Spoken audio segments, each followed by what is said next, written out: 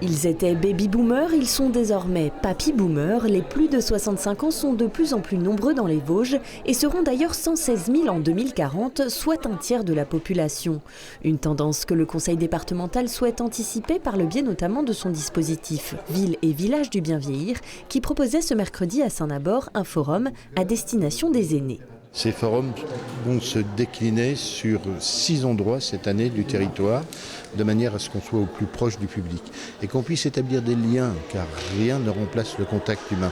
Donc c'est aussi l'esprit de cette démarche. On présente les services et aussi c'est l'occasion de rendre hommage à tous ces travailleurs sociaux qui réalisent un travail tout à fait remarquable. Club des aînés, centres sociaux, caisses de retraite ou maisons France Service, entre autres, autant d'organismes qui permettent de préserver l'autonomie au fil de l'âge, une priorité dans la politique du département qui représente un budget de 112 millions d'euros. L'enjeu majeur, c'est qu'on sait qu'en 2040, on aura plus de 45 000 octogénaires. Or, aujourd'hui, cette génération de baby-boomers, elle veut vivre et vieillir chez elle. Comment répondre à cette demande? Comment apporter les services à domicile à la personne pour qu'elle puisse rester chez elle?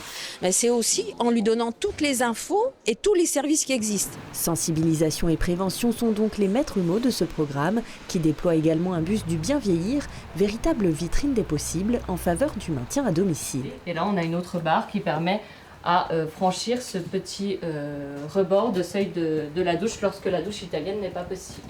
Montrer ce qui peut exister en termes d'aménagement pour aiguiller au mieux les personnes. Et à l'extérieur, on a tout un panel techniques, donc de petits matériels qui permettent de faciliter le quotidien en fonction de différentes activités, que ce soit la toilette, l'alimentation, l'habillage, les transferts ou autres.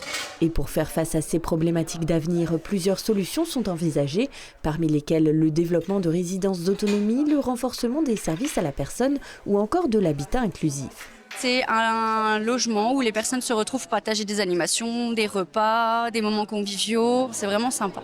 En attendant, l'édition 2024 du dispositif se poursuit en allant à la rencontre du public jusqu'au mois de juin. Prochain forum prévu le jeudi 11 avril à la Halle des Congrès de la Bresse.